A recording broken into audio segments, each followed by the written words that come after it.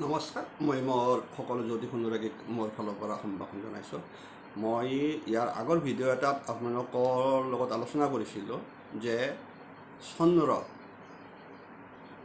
এটা কথা সকলোৱে জানে যে আমাৰ ৰাশি চক্ৰত চন্দ্ৰ য'ত থাকে সেইটোৱে এজন জাতক বা জাতিকা ৰাশি হয়। সেইফালৰ পৰা এটা ভিডিঅ'ত মই কৈছিলোঁ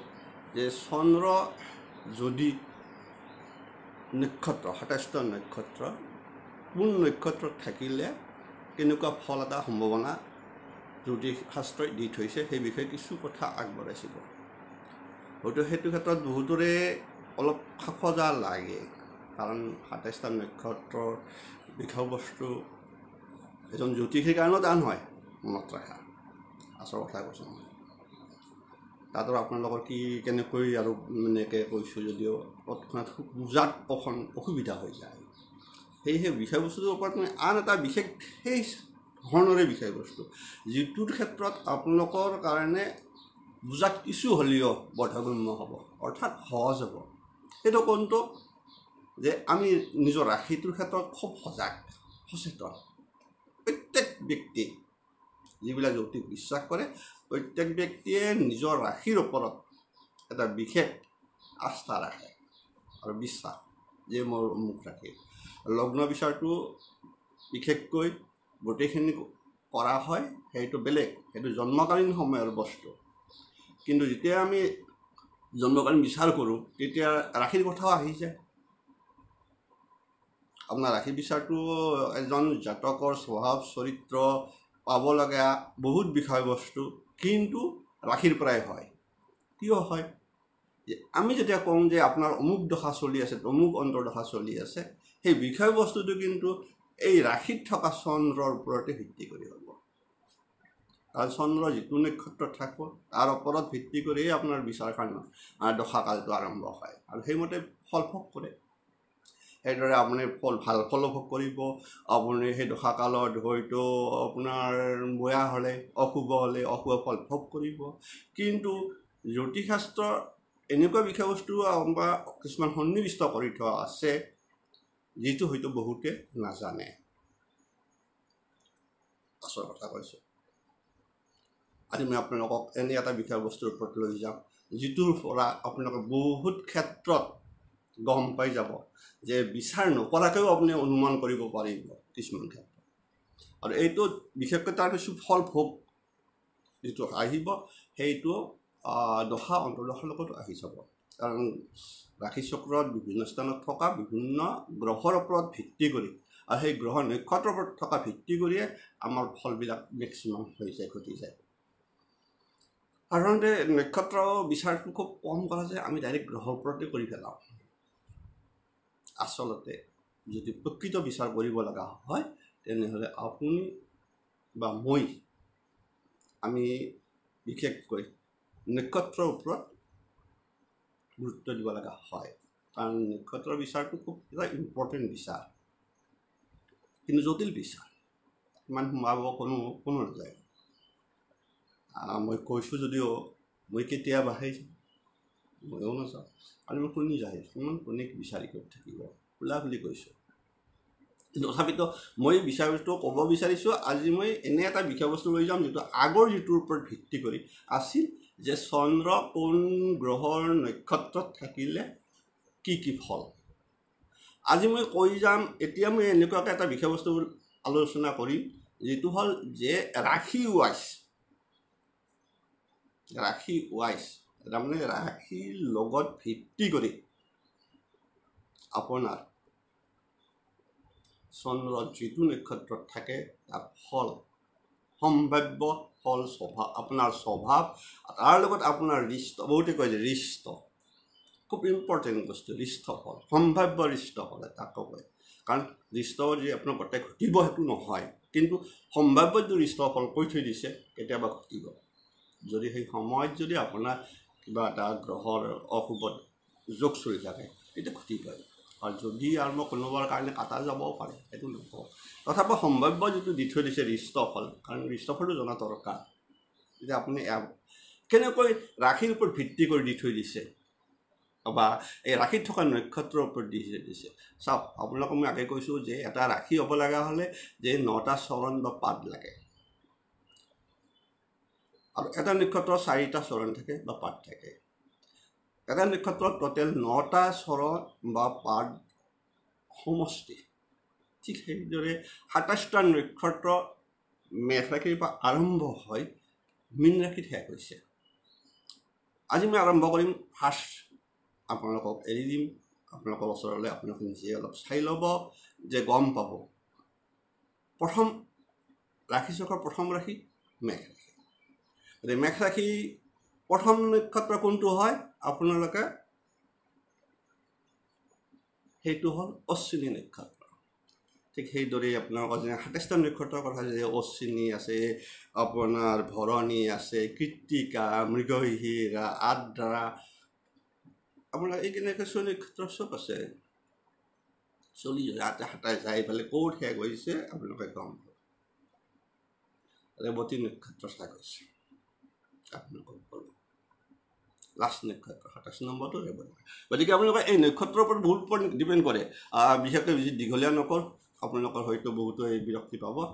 কথাবিলাক বেছি কোৱা বুলি যিহেতু আছে গতিকে চব মোৰো কথা কৈ পেলাওঁ মই আচল বস্তুটো আহিছোঁ এতিয়াহে যে মেঘ ৰাশি যিসকল মেঘ ৰাশিৰ লোক যে মেঘ ৰাশিৰ লোক হ'লে যে সকলোৰে সমান ফল কিয় নহয় আজি গম পাব আপুনি ফলবিলাক একে নহয় কিন্তু ৰাশি কিন্তু এক আমি এনে লাম চাম মানে চাওঁ কিন্তু চাওঁ এতিয়া মই কৈ যাওঁ যে মেঘ ৰাশি যদি যিসকল লোক অশ্বিনী নক্ষত্ৰত জন্মগ্ৰহণ কৰিছে আপোনালোকৰ কুণ্ডলী মিলি চাব আপুনি কোন নক্ষত্ৰ যিসকল মেঘ ৰাশিৰ মানুহ যে অশ্বিনী নক্ষত্ৰ মেঘ ৰাশি কিমান চৰণ আছে 4 পাদ বা 4টা চৰণ মেঘ ৰাশি অশ্বিনী নক্ষত্ৰ 4টা চৰণ আছে গতিকে 4 চৰণ মংগল ক্ষেত্ৰে আপোনাৰ গণ দেৱগণ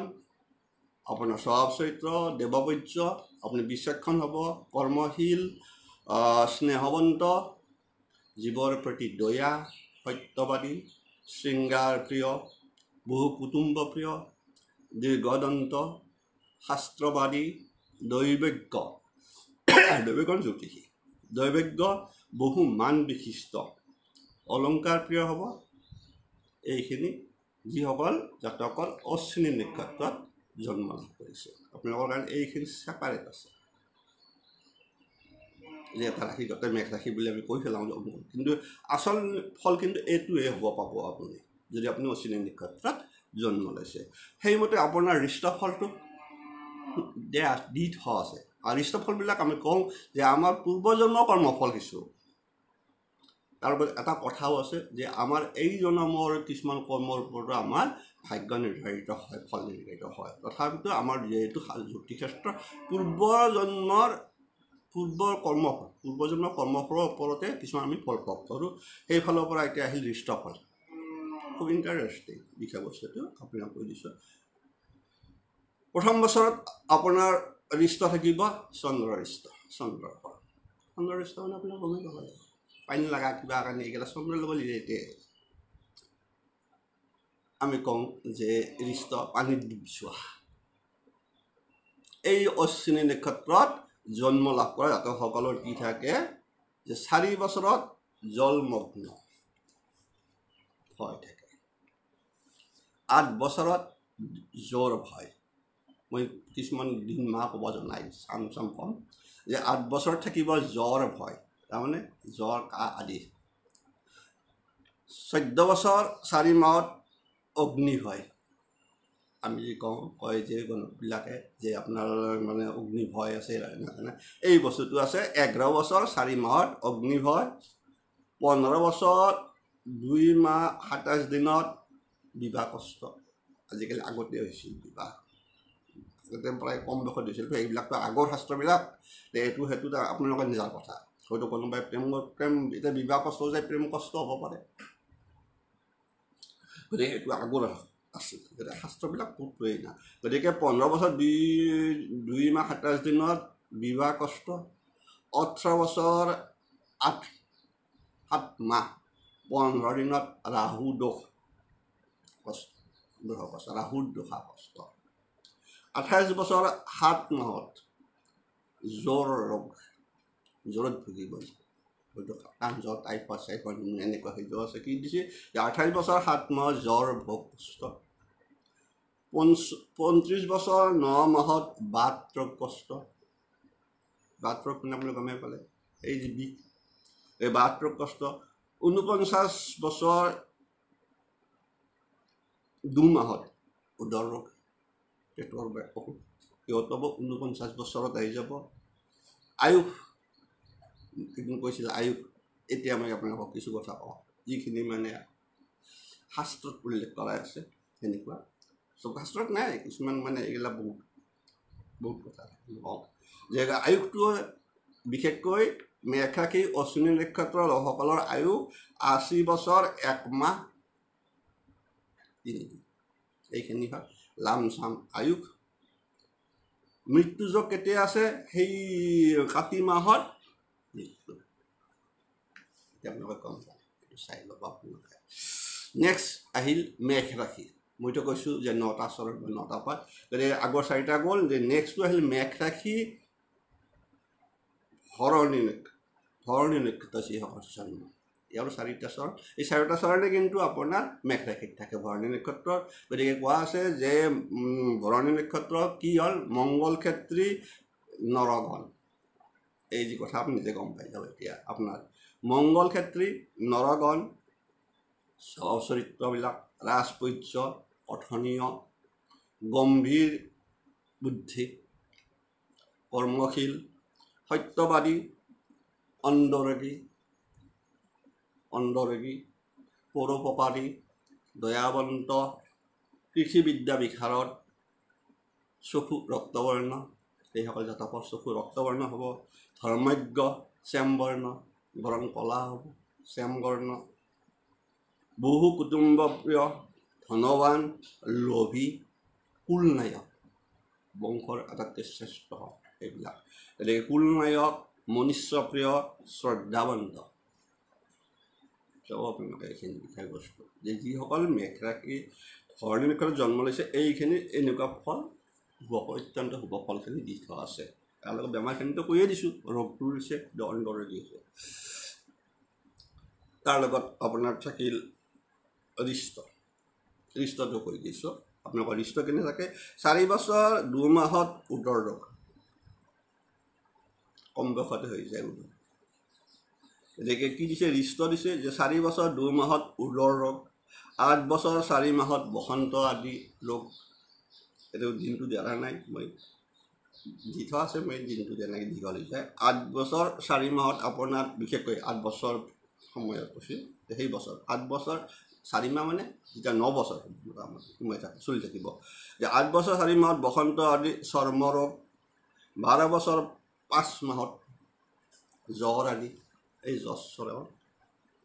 16 বছৰ 2 মাহত গ্ৰহপ্ৰিয়া গ্ৰহ দোষ কোন গ্ৰহ সেইটো নে কোনোবা এটা গ্ৰহ দোষ পৰি যাব সেইটো হৈছে গ্ৰহপ্ৰিয়া কোন গ্ৰহ এইটো ওলাই যাব পিছত 28 বছৰ 9 মাহত পৰনিন্দাজনিত কষ্ট এই যে কিছুমানে যি আপোনাৰ নিন্দা খায় প্ৰেমত হওক বা কিবা এটা বেয়া কাম কৰিব কিবা মুঠতে আপোনাৰ 28 বছৰ 9 মাহত পৰনিন্দাজনিত কষ্ট খাব 35 বছৰ 8 মাহত উদৰ ৰোগ এটা গম পালেনি মেঘ ৰাশি মানুহ আগৰটোতো উদৰ ৰোগ আছে এইবিলাক সেইটো আনি লগ কৰি আপোনালোকক কোৱা কৈছে কিন্তু নক্ষত্ৰ অনুযায়ীও কিন্তু আছে উদৰ ৰোগ কেতিয়া আছে আপোনাৰ 35 বছৰ 8 মাহত উদৰ ৰোগ 42 বছৰ 10 মাহ 20 দিনত কাহ আদি ৰোগ 45 বছৰত আকৌ দিছে উদৰ ৰোগ মানে পেটৰ বেমাৰ গেষ্ট্ৰিক আদি কৰি দিব পেটৰ বেমাৰ উদৰ ৰোগ 64 বছৰত জলমগ্ন জল ভয় আছে আপোনাৰ আয়ুস দি থোৱা আছে এই নক্ষত্ৰ 73 বছৰ 7 মাহ আপোনালোকৰ যে এই মেঘ ৰাশি আপোনালোকে পালে গমে পালে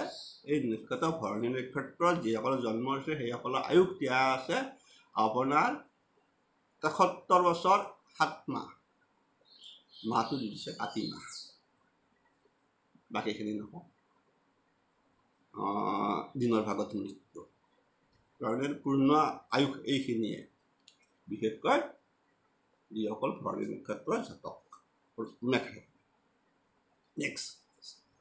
8টা গ'ল 9টা চৰণ গতিকে নেক্সট এটা চৰণ আহি গৈছে কাৰ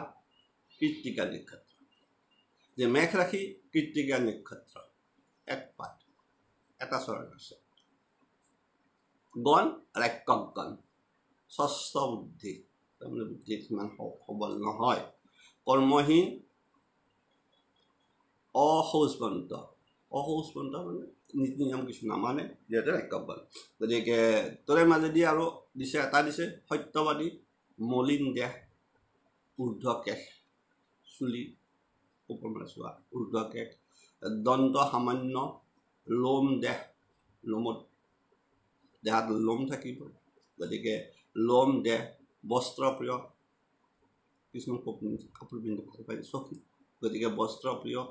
পেটত চিহ্ন থাকিব কিবা এটা দাগ থাকিব বাদ আৰু পিত্ত ধাতুযুক্ত কিবা এইবিলাক শৃংগাৰ ভোগী এক স্ত্ৰী পুত্ৰ দুইটাৰ কষ্ট তাৰ কাৰণে পুত্ৰজনেও কষ্ট পাব এইসকল জাতক জাতিকা ঋষ্টফলটো কৈ দিছোঁ যে 1 বছৰ 10 মাহত গ্ৰহপীড়াগ্ৰস্ত 8 বছৰ 9 মাহত অগ্নিভয় এই জুইৰ পৰা ভয় থাকে বুলি কৈছোঁ এটা ফাৰ্ষ্টত জল ভয় পালে এইটো অগ্নিভয় আছে কিহত আছে 8 বছৰ 9 মাহ তাৰমানে যেতিয়া আপোনাৰ 9 বছৰ চলি থাকিব 8 বছৰ 9 মাহ মানে আপোনাৰ যেতিয়া 9 বছৰ ৰানিং চলি থাকিব হ'ব কি অগ্নিভয় আছে 19 বছৰত উদৰ ৰোগ কিন্তু মেঘ ৰাশি মানুহৰ আছেই লক্ষ্য কৰিলে প্ৰত্যেকটা নক্ষত্ৰতে এইটো আছে গতিকে উদৰ ৰোগ 25 বছৰত গুজ্জৰ ব্যাধি